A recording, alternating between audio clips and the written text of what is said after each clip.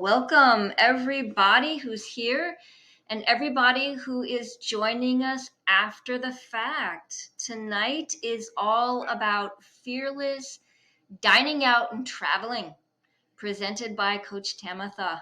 Yay! Yay! All right, I'm excited. So go ahead and kick it off, and we'll have some time for Q&A at the end. Cool. Hey, kids.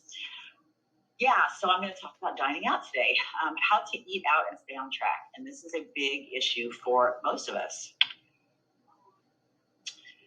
So about half of us eat out at least twice a week. I know for myself, there's been weeks where I ate out plenty more times than that. But this is, that's what, that's a good amount of time. So it's really important that we choose wisely, because this can sneak up on us, and it can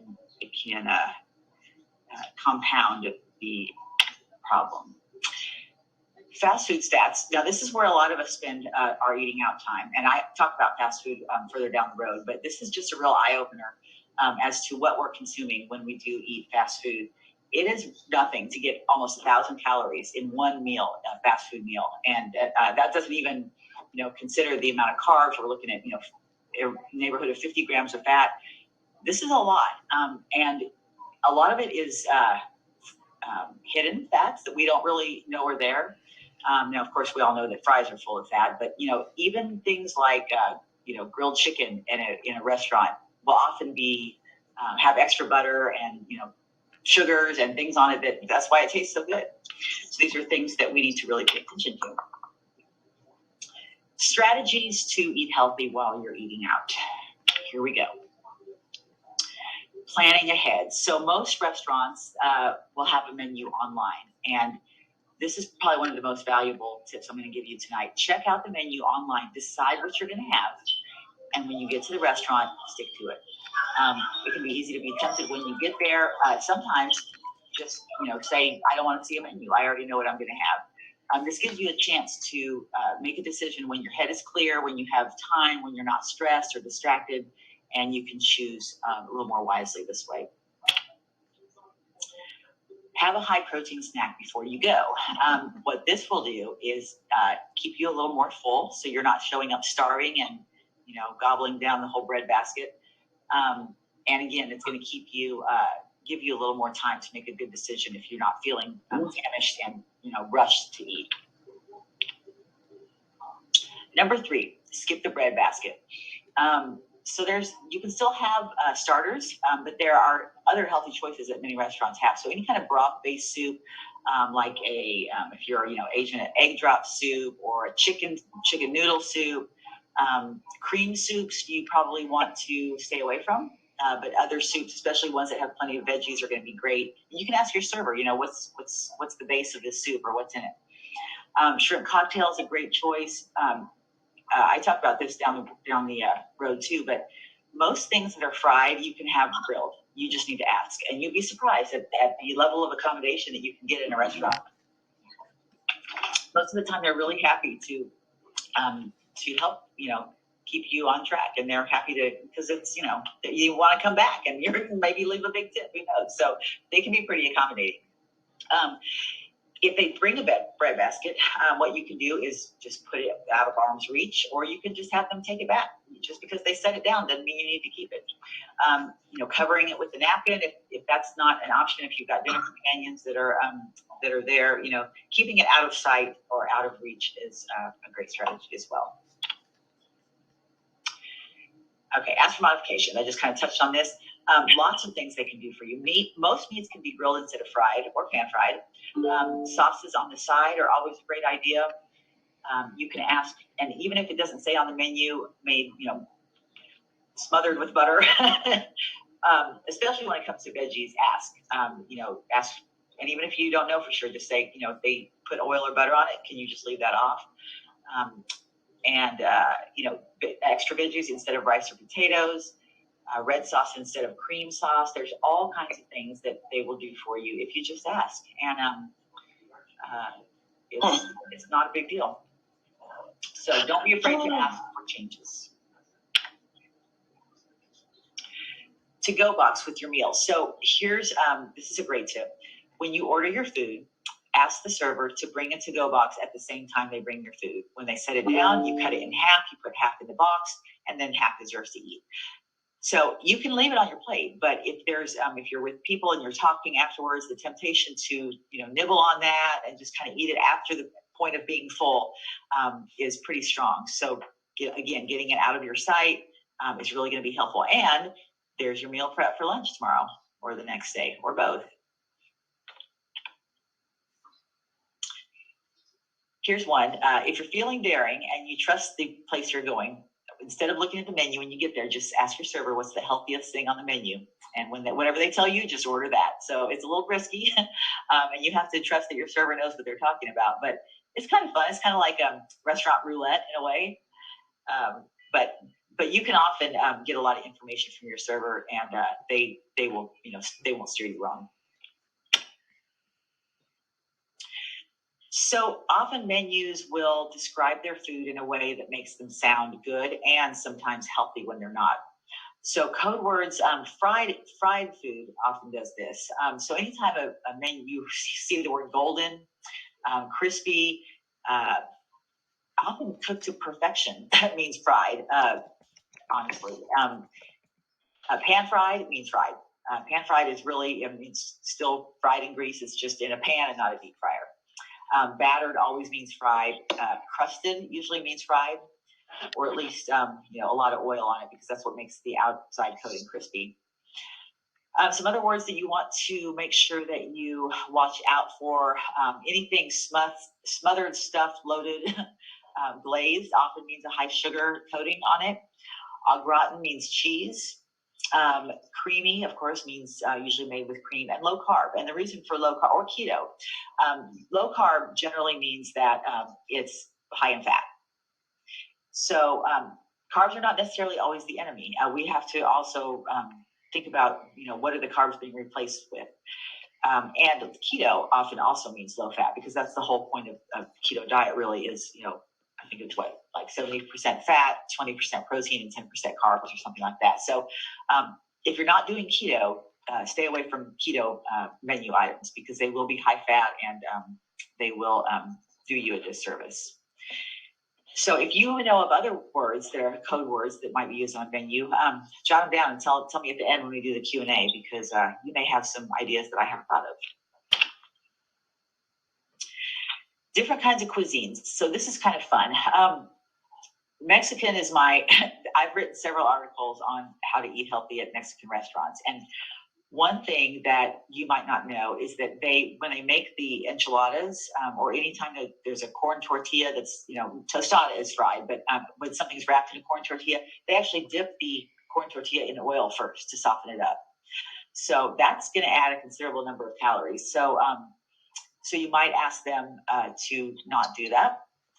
The chips hold a lot of people back, and for good reason, because they're darn good. And there's no reason that you can't have any chips, but you do want to control your portion size. So one technique to make that happen is put 10 chips on a napkin, or 15, or whatever your number is that you choose, 6, 5. When they're gone, you're done. That's it for the chips. And this will help, get rid of that mindless munching. And then before you know it, you're looking at the bottom of the chip basket and you're like, oh, what happened? Salsa instead of queso will always be a great choice. Fajitas, the reason they sizzle is because they are frying. It's a lot of oil. And, you can get away with a lot less oil in fajitas. So again, ask your server if they can make that with light oil or even no oil. Taco salad, anytime you have a crispy shell or bowl, that thing's been fried. So have it without the bowl. Just have the ingredients in a regular bowl. Mexican, there's a lot of hidden fats in Mexican. So, and usually every restaurant that you go to, there's going to be one menu item that's, you don't call it diet or special anymore, but it's going to be like a grilled chicken and some veggies. There may be a sauce with it, but you can have them omit the sauce or ask for that on the side. So it's often in the specialties section of the menu, but usually there's something like that you can find that's going to be a really healthy option if you order right. Asian, and this goes for sushi as well, the word tempura means fried. So if a menu item has that word in it, you know that it's going to be a higher calorie option. Many restaurants will offer brown rice instead of white rice, and that's going to be a great choice. It gives you a little more nutrients and some extra fiber. And then fish or veggie-based soups, and that's really easy to do when you are at it, eating Asian. There's a lot of soup choices there. Also, a spicy dish is going to give you a feeling of satisfaction more than a not spicy dish. So if you are a spicy person, this is a great time to order spicy. It really excites the taste buds and makes you feel like you're getting more than if you're eating light. Italian. This is a challenge. Italian is traditionally really high in carbs, a lot of pastas and breads. You don't always have to get pasta when you go to Italian. They will often have a section of the menu that's steak and seafood. And so try to order a meat-based option instead of a pasta-based option. That's going to cut a lot of calories. Starting with a minestrone is a great idea. That's primarily vegetables and beans, and then fatty meats like veal. There's a pork. Try to stick with seafood and maybe a lean chicken breast. And again, watch the breadbasket in the Italian.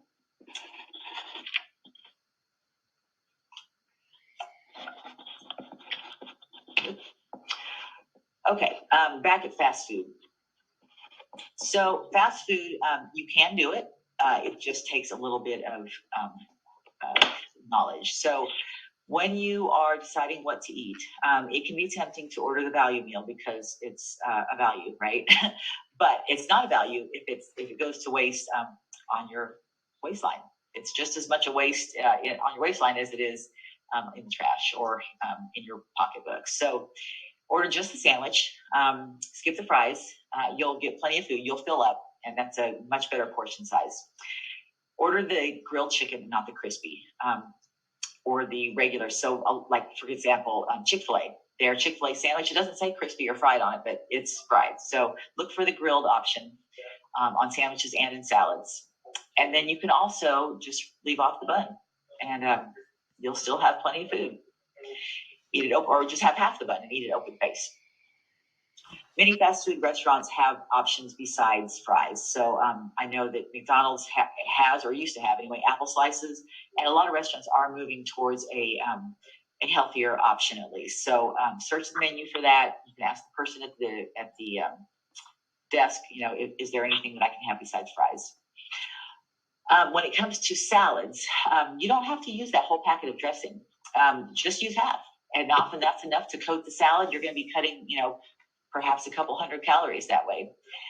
Bacon, cheese, and croutons, these are all high-fat options that are going to add a lot of calories. So either have them leave that off, or if it's in a package, the salad's already made, just scoot them to the side.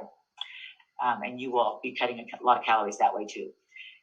For your drinks, choose unsweetened tea, or you can choose half sweet and half unsweet. That's going to give you the sweetness without, as much sugar. Water, or even diet soda. Now, I will say that one of my clients recently completely got off diet soda, and then she had one day for a treat, and noticed that day she craved sweets, and she craved just food in general a lot more than normal. So just be careful with the diet soda. It can set you up for food cravings. All right, what do we do on vacation? This is a biggie. It is really tempting to just throw everything to the wind on vacation. But you don't have to do that. You can stay on track. Not that you can't ever have indulgences, because you can, but there's ways to do it in a smart way. So if you're staying in a hotel, and they have any kind of cooking options, do that. So if you have a choice, choose a room that's got either a full kitchen, if you have like an Airbnb, or a kitchenette, or at the very least a microwave and a fridge. There's a lot of things that you can do in a room. So if you go to the store first, you can stock in your room, fruit, yogurt. You can get in the salad bar section, or the salad section, there's pre-washed and chopped veggies, carrots and celery, or even a veggie tray. Tuna pouches are a great option. Make sure you have a fork for that. I've been seeing a lot of microwavable pouches of quinoa blend, or brown rice, or even lentils that are seasoned. They're good, and they just pop them in the microwave. You can eat them right out of the pouch. And microwave popcorn can be a good snack as well. So all these things don't require a lot of storage issues. They can either be stored room temperature or in the fridge, and they're very good for you. So a lot of hotels have a free breakfast. So you can do this as well and stay on track. What you want to do is stay away from the waffles and the pancakes. And that's unfortunate, but they're not going to be very healthy. Pastries and muffins sound healthy, but 99.9% of the time they're going to be full of fat and sugar and really no different than a donut. So stick with boiled eggs, fresh fruit, oatmeal. You can do cereal sometimes if it's whole grain, but stay away from the Fruity Pebbles. Go with Cheerios or a bran flake, and of course bagels and toast with a little cream cheese or butter. They're great options. So you can get away with having the free breakfast and not getting too far off track as well. Snacks, you can keep lots of snacks in your room. Protein bars are great. Beef jerky, a little high in sodium, but still, very good for you, high in protein. Individual serving of nuts, and you can do this at home too. You can take it if you don't have individual servings, just put stuff in baggies and throw them in your suitcase. Or single serve protein powders, and that's they have single servings, but you might have to make those yourself. But it just takes a second. You can throw a single serve protein powder in a bottle of water, and boom, you have a protein shake. Hydration is also going to be really important. I don't mention this on the presentation, but it's hard to get your water in when you travel, so you have to really make a conscious effort, and that's going to keep the snackies away as well. More vacation strategies.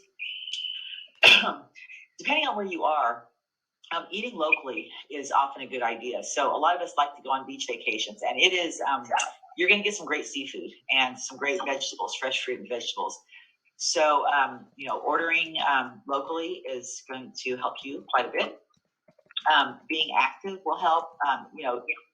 It's always a lot more fun to come home from vacation and say, yeah, I went windsurfing, or I went hiking, or I tried this new activity. It can be, it sounds like a great idea to just lay on the beach, but it's a lot more fun to actually get up and do stuff. And you'll burn more calories and have a little bit of more wiggle room to eat, a couple meals that are just what you want. Eat when you're hungry and not when you're not. And this is a good strategy for all the time, especially on vacation.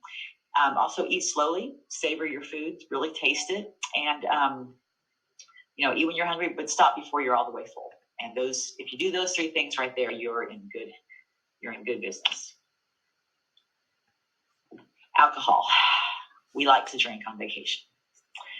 Here's the reasons why you definitely want to watch that. So alcohol has no nutrients. It has calories. It has carbs, but as far as vitamins and minerals, very little. So you're getting calories without getting any nutrition in there. When you drink alcohol, your body will prioritize those calories as far as metabolism. So you'll work on getting those calories taken care of, and then all the calories that you eat from food, they just sit there and they're left over to storage fat. And so that is a big issue, and that's one reason alcohol contributes so heavily to weight gain. It affects food choices. You may have noticed this. Drinking alcohol will make you crave food. It affects the hormones that are responsible for making you feel full, and it affects your judgment. So that plate of nachos doesn't seem quite as dangerous after 2 or 3 beers. It also leads to belly fat, and so alcohol will increase your cortisol levels. It reduces insulin sensitivity and makes it real hard to maintain a stable blood sugar. So all these things combined will affect the way alcohol affects you and your weight. Not that you can't drink at all, but there's some good ways to do it. So watching the serving size, if you go to a bar and you order a mixed drink, you may or may not be getting 1 ounce of alcohol in the drink, depending on who's serving it. So one tip is to order a mixer, like whatever you have with it, soda or diet soda, or soda water or diet soda, and then have your alcohol on the side. So they're going to serve you a 1 ounce shot of liquor, and then you can mix that yourself. Clear liquors like vodka and gin are going to be a good choice, especially if you use a low sugar mixer like a diet soda or soda water or regular water. A serving of wine is 4 ounces, and 4 ounces does not look like a lot when it's in a wine glass, but it's going to be about a half to a quarter of your glass of wine. And then bottled beer instead of draft. This is just for portion control. Some places serve huge, big draft beers. It's I don't know how much, 40 ounces or more. And so if you order can or bottle, you're sure to get 12 or 16 ounces of alcohol. Having a drink of water or seltzer in between your drinks of alcohol will help as well.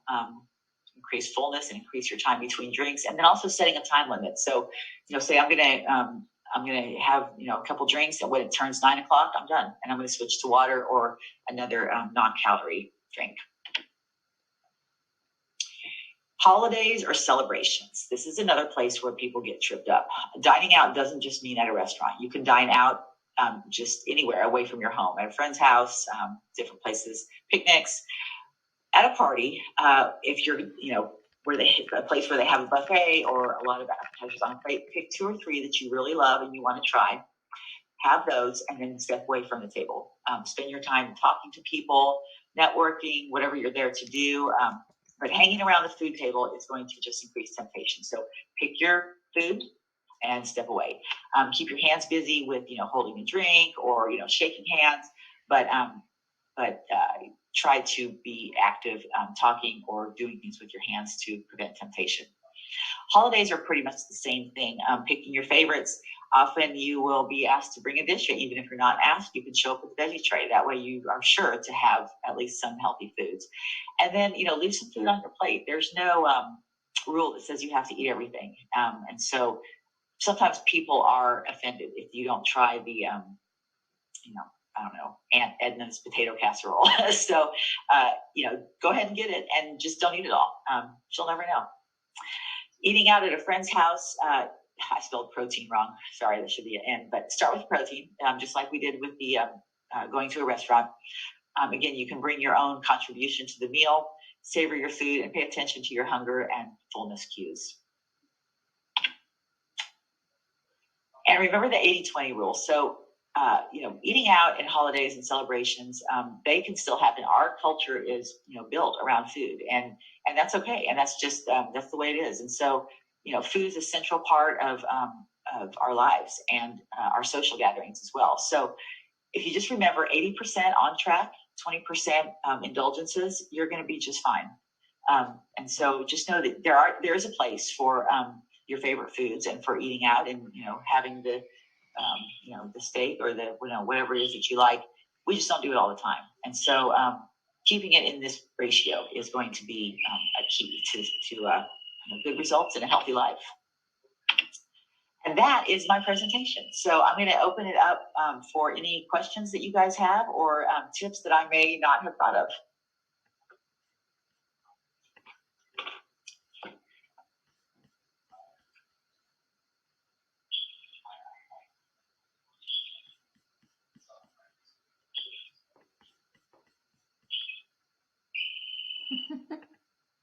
If you guys have anything to ask, I've put you all on mute, so go ahead and unmute yourself or you can type it in the chat. We'd love to hear from you. What'd you think? What'd you learn? Oh, I have all kinds of stuff in the chats. Oh, yeah. Great. Okay. There it is. Yeah. Okay. Yeah, this is great. Oops. During prep, I've even asked my food not to be cooked in any extra butter or oils. Yes, exactly. Oh, Julie's traveled with sweet potatoes in her suitcase. I never thought of that. That's a good one. Have to be careful how many. They add a little bit of weight. Might take you over that weight limit. Yeah, that's a great idea. Do you declare them to customs? I've never traveled internationally with them. But another thing about that is if I am feeling like I've also traveled with beef jerky in my bags as well, but I always try to plan my trips so that I'm close to a grocery store. Walkable distance if I don't have a car, or I know where the closest grocery store is so I can go there. And that has saved my butt so many times. I bet it has. Oh, turkey jerky. Oh yeah, turkey jerky. Mm-hmm. Great. Yeah, good idea. Hey, well, turkey salsa was pretty good. They weren't great. They weren't. I was going to say, I loved your hints and tips with the Mexican food because I'm here in Arizona, so I'm not going to be missing out on that. But I was going to throw in there as well. Me and Keisha eat tacos once a week, all the time, but we make them at home. And one of the things I found recently, I don't even know if you'll be able to see this on my screen. It's not really showing up well. Anyways, but we found this at the store, Mission corn tortillas that are low carb, low calorie. They're only 25 calories. So Wow. yeah, so we'll make those little mini kind of almost street taco type deals. And really, if you just pile the veggies on it, then it's pretty healthy. So I just want to at least share that one low calorie corn tortillas is one of the things I do. Yeah, great. Thank you. That's great. I bet you could get on Amazon if you're I'm sure my town doesn't have them, but I'm sure I could order them online. So yeah, what else? Someone else has a tip out there. Something you've done on We have a microwave and a refrigerator. So I'm thinking I'm going to plan on bringing maybe some veggies for me, like the hummus. And yeah, then some hummus. That's great. Yeah. carrots. Mm-hmm. Yep. Yeah, you know what I've done with hummus before? Is that Karen who was talking? Yeah. What I've done with hummus before is I've taken hummus and I've actually added some collagen powder to it. So first of all, it makes it, I don't like the consistency of hummus. I do like it a little bit thicker. And so that thickens it up, and it also adds an extra bit of protein to it. Good idea. Yeah, great. Quinoa has more carbs than you realize. Quinoa does have carbs. It's also got a really good protein profile. But you're right. If carbs are something that you're watching, you definitely want to keep an eye on that, and maybe make sure that you just pay attention to the rest of your day. Oh, something I wanted to show everyone, which I've actually used quite a bit. Not to mention when I was kind of bedridden this last week, I have this little mini kind of refrigerator cooler, which you can actually hook up into your car. Oh, yeah. I've got one right here that I was using all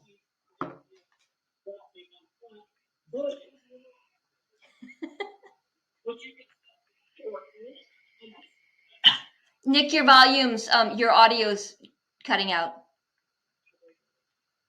I think when it's not pointed at me, it cuts out. But anyways, this refrigerating unit that I have, it doesn't keep it as cold as an actual refrigerator, but it keeps food much, much cooler. So I've actually traveled. I'll put drinks and food and veggies and fruit in there so that whenever I get to the hotel or destination, I can still have my food. So anyways, Oh, go ahead. I'm sorry. Oh, no, I was going to say, if it's 115 degrees outside and you have this thing outside and you plug it in, it may get the food to be 80 degrees if you're trying to fight it. But if you put the food in cold and put some cold packs in it while running it in high heat, it'll keep it cold. But inside normal indoor temperatures, it keeps everything very cold. Awesome. Yeah, and that's a thought too. So I was working with someone who she was in her car a lot. So this wasn't traveling or anything like that, but she was always running into convenience stores. One, that wastes time, and two, it wastes money, and three, you don't know what you're getting. But that would be a great thing if you're in your car a lot, seeing patients or clients throughout the day, to have something like that so that you know what you have. They also have what's called an electric lunchbox, and it's like little heaters that you can plug into your car cigarette lighter, and they will actually cook your food, heat your food up for you. One thing that I do that I should have put on my presentation is I will, if I bring meal prep with me, I will find a convenience store, the kind that's the bigger convenience store that's got the hot dogs in it that, cook on the rollers. They always have a microwave. It's going to be right underneath the hot dogs. And so I'll just take my meal in there and heat it up in the convenience store. No one's ever said anything to me, so I just keep doing it.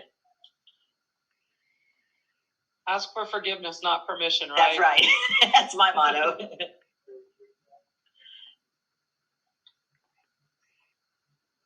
Any other questions, guys? And if you don't have questions, or if something pops up overnight, tomorrow, pop them in the level 2 group. And Tamitha's in there, Nick's in there, I'm in there, and all of your other colleagues are in there. So we can help answer each other's questions and learn from one another. And and next week, what we're going to be talking about is intuitive eating. So this last slide gets into that a little bit. So what I think about intuitive eating is yes, 80-20, but 80-20 with 80% full, 20% not so full. Yeah. And that's intuitive eating. And Nick is going to be doing that presentation, same time, same bat channel, same day. All right. Yeah. Stay tuned, guys. I'm really curious to hear what you're learning, and really what is the your biggest takeaway from these presentations. Cool. All right. Well, thank you guys for coming today. And if you're watching this post presentation, thank you for watching, and let us know what you think. All Great right. info. Thanks, Tamitha. Thanks, Julie. Thank you. Yep. Pleasure. Bye, Bye. guys. Signing off. See you later. All right, catch y'all later.